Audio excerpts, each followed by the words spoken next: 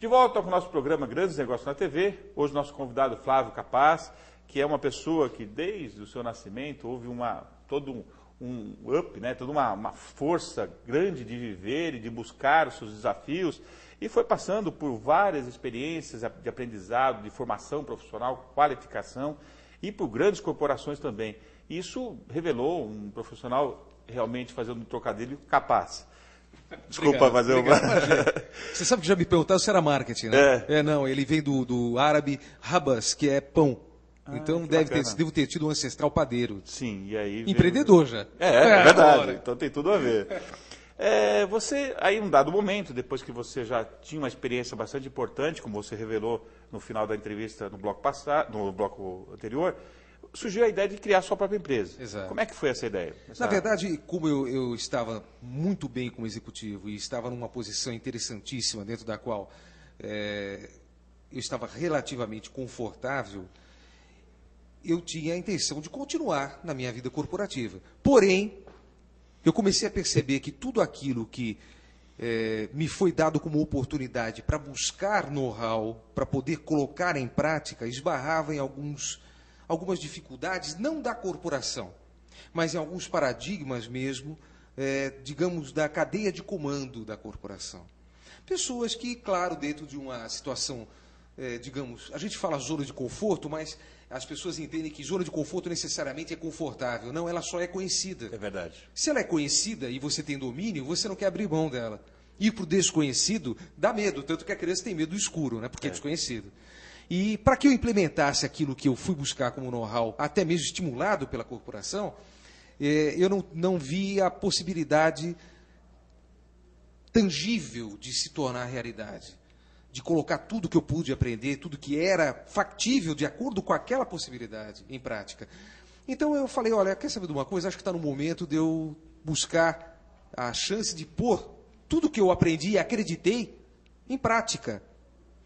Então, com o know-how que eu já tinha ao longo da minha vida profissional, eu deixei de ser o Flávio Capaz da empresa X para ser o senhor consultor ninguém. Bacana. Essa experiência como executivo deve ter sido muito importante. Sim. Mas, e aí? Começou a Global Leader. Pois é, aí você é um consultor. Só Exatamente. que o cara que perde o emprego, ou naquela época perdia o emprego há uma semana, a primeira coisa que ele fazia era um cartão de consultor. Aí você ia fazer um orçamento para uma consultoria, que na época era chamada de reengenharia. Sim. Né? E orçava lá, nem valores nem tem proximidade com a realidade da época. Mas vamos supor que fosse uma reengenharia de 50 mil reais. E o cara ofertava um orçamento de 5. Aí algumas empresas optavam por comprar simplesmente pelo preço. Sim. Só que depois que compravam e viam que não era o que eles queriam, a verba já tinha ido embora. Saiu caro, né? Sim, a verba já tinha ido embora e não tinha mais como retomar ou justificar. Então, às vezes, até escondiam o problema. Não, está tudo bem. E só que aí, nessa, você já perdeu a oportunidade. Então, eu acabei enveredando por um caminho interessante, que é o do treinamento.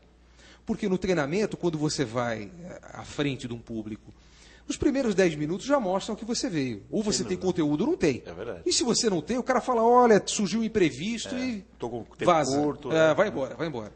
E aí, o treinamento abriu possibilidade para novos clientes de treinamento e de consultoria. E agora, nos últimos anos, de coaching, que é uma atuação maravilhosa que ajuda o profissional a se descobrir e a crescer. Então, a tua empresa da consultoria, coaching, palestras, que mais? Exato. Na verdade, nós trabalhamos com consultoria, coaching, treinamento e palestras. Tá. São essas 4 Isso para qualquer segmento? Indústria, comércio, serviço? Sim, porque nós atuamos na área comportamental. Então, liderança, negociação, vendas, né? Trabalho em equipe.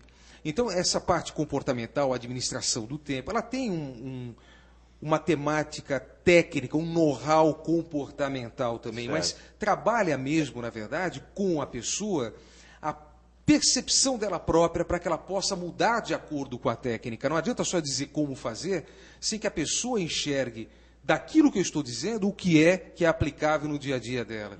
Então, esse autoconhecimento, essa própria forma de se descobrir e entender onde estão as possibilidades de melhoria, elas são um ponto comum em todas essas atuações.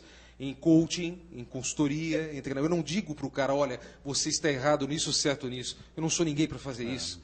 Mas eu, através de um processo que tem a raiz lá na maiêutica socrática, que é a indagação, o questionamento, o perguntar para ele, mas por que você fez isso? Isso é o ideal? O que mais você poderia fazer? Levá-lo a fazer uma autocrítica e aí ele enxergar caminhos interessantes que ele poderia ter visto e poderá, então, colocar em prática. Dotar de ferramentas, digamos assim, para ele poder Exato. fazer o que ele sabe fazer bem, na verdade. Né? Exatamente. Então é aplicável tanto na parte industrial quanto na parte de serviços, sem problema nenhum, ou de consumo. Não tem restrição.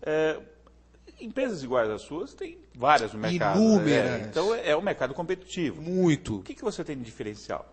Então, eu diria que, na verdade, o mercado me ensinou que diferenciais eu deveria ter. Porque a realidade é que o mercado manda, né? Sim. Então, como diferenciais, nós fazemos treinamentos que são treinamentos que têm uma espinha dorsal, já tem um conteúdo claro, mas que são customizados. Ou seja, não adianta você dar um conteúdo de uma determinada forma, porque a forma de dar para uma determinada indústria, aquele conteúdo, é diferente de dar para outra. Não pode ser até o mesmo segmento, tudo, né? Cara, não tem uma empresa nem parecida com a outra, verdade. nem no mesmo segmento. Então a gente leva em conta origem, porte, segmento. E para que a gente tenha a chance de acertar, a gente faz um trabalho que já está incluso dentro de um treinamento qualquer que a empresa venha a comprar, que é o que eu chamo de pre-work. Esse pre-work é uma entrevista, se possível, com todos os participantes, se não, pelo menos com uma amostragem que, normalmente, a diretoria ou a gestão de RH pinça estrategicamente como pessoas significativas de um determinado perfil. E a gente, entrevistando, entende um pouco mais como é que eles enxergam sua atuação, as dificuldades, a empresa, seus relacionamentos interpessoais, intersetoriais, interdepartamentais, seus liderados, seus líderes. E o bacana disso é que com esse pre-work, que são entrevistas que não são extremamente demoradas, mas que são bem objetivas, com perguntas bem ambíguas, para que a pessoa acabe falando, né? A gente não abre o que ela falou para a empresa, mas à medida que a gente pega uma colocação de um profissional, uma colocação semelhante de outro, uma falada de uma outra forma, mas também com o mesmo foco de um terceiro, nem se eles ensaiassem, isso sairia assim. Verdade. E aí você começa a perceber que existe pelo menos uma percepção de que a empresa está pecando naquilo, ou de que os profissionais estão ansiosos ou desejosos de um reconhecimento naquilo outro. Então você começa a entender como abordar aquele conteúdo, que exemplos dar. E o treinamento gera uma sensação para quem o assiste, claro que na maioria dos casos, nem todos os casos são casos de sucesso, isso não agrada a todo mundo, nem Cristo agradou, mas gera para as pessoas uma percepção de que eu conheço aquela empresa há 10 anos. Bacana. Dá um feedback fantástico. Né? Isso permite, Marchiori, que eles se abram. E quando a pessoa se abre, a gente consegue uma deixa maravilhosa, que é aquela situação, aquele famoso ditado, santo de casa não faz milagre, ele tem um porquê. Suponhamos que você tenha seus liderados e você queira os instruir frequentemente sobre um determinado aspecto. E eles ouvem, mas é o líder falando, é o chefe falando, é o patrão falando. Então eles ouvem com um certo bloqueio, uma certa defesa. Ouvem muitas vezes até como crítica. Então, ouvem, mas resistem. Quando você, lá na frente, tendo feito um trabalho de pre-work, está dando um treinamento e fala alguma coisa relativa àquela necessidade que ele tem mesmo, você está certo ao colocar para ele, o ego dele sai de cena. Ele não diz, o meu patrão fala isso. Entendi. Ele diz, puxa, já ouvi isso em algum lugar. Faz sentido. Se você pensar bem, não é muito diferente do que nós todos fizemos um dia com nossos pais. Pai e a mãe falam, a gente fala, pode ser. Mudar mas... o local, mas sim, eles falam, o adolescente resiste. Mas quando ele ouve de um amigo, do pai de um amigo, do pai da namorada, ele fala, até que faz sentido, já pensei nisso. Ele não vai dizer, meu pai vive dizendo. Até por uma questão de preservar seu ego, seu orgulho próprio. Mas as pessoas aí, elas passam a dar valor àquilo que já era dito dentro de casa, mas com outro peso. Bacana. Você pode resumir, na sua concepção, quais são os principais desafios do empreendedor? Sem dúvida. Trabalhar muito. Não tem hora, não tem limite. O esforço que você fizer, você sempre deve achar que ainda é pouco, que você pode mais, que você deve mais. Dedicação mesmo, né? 2, 10, inúmeras vezes mais do que sendo empregado. Por isso eu digo que o empregado que é empreendedor é aquele que não veste a camisa, ele tatua a camisa. É verdade. E quando você tem uma empresa, você só tem uma certeza de que as despesas vão acontecer. Sem dúvida. Então, essa é uma certeza. Cara, você tem que ir atrás de conseguir os resultados. Fidelizar clientes e não ter negócios de oportunidade só. Negócios de oportunidade podem ser até rentáveis, lucrativos, mas eles não consolidam parcerias. E aí você tem sucesso momentâneo, picos de sucesso e de insucesso. Quando você fideliza clientes, tem clientes parceiros, podem até diminuir um pouco em algum momento, a demanda pode diminuir, mas ela sempre existe. Então, numa corrente contínua, numa frequência, você acaba se consolidando e tendo como crescer. Bacana. Hoje é o Flávio consultor que está conversando comigo. Né? Pois não. Há um tempo atrás existia o Flávio executivo. Sem dúvida. Que era o outro lado, né? Era digamos assim, hoje seria o cliente do Flávio de hoje.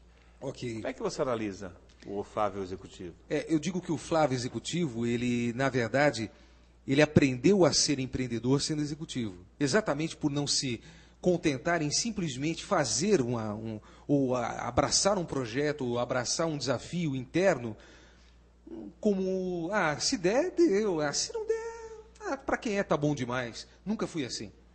E acho que pessoas que têm sucesso têm essa peculiaridade de não serem assim. E os jovens devem lutar para não ser assim. Abrace. E se você não concordar, discorde.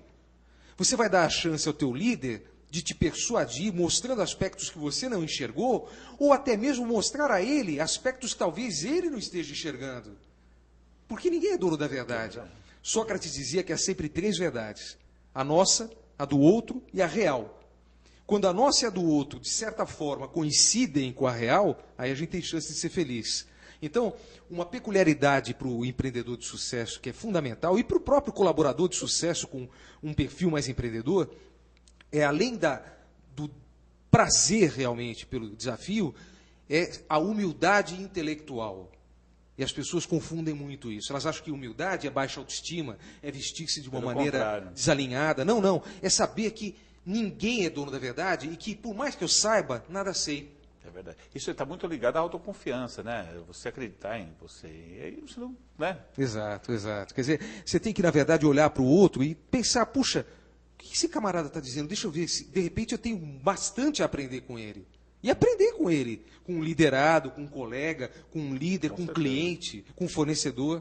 Flávio, você falou em jovens. Esse programa nosso, ele é muito voltado aos jovens. Tem muitos que assistem, comentam na rua comigo e se inspiram em muitas pessoas como você. Okay. E nós estamos chegando ao final do nosso programa. E no final, sempre a gente deixa um espaço para uma mensagem, em especial para os jovens que, de alguma forma, querem empreender ou sentem essa necessidade ou vontade, sei lá, de empreender, mas temem o fracasso. Acho que viram exemplo de fracasso e tomam mais o exemplo de fracasso do que o exemplo de sucesso como espelho para eles ou como objetivo.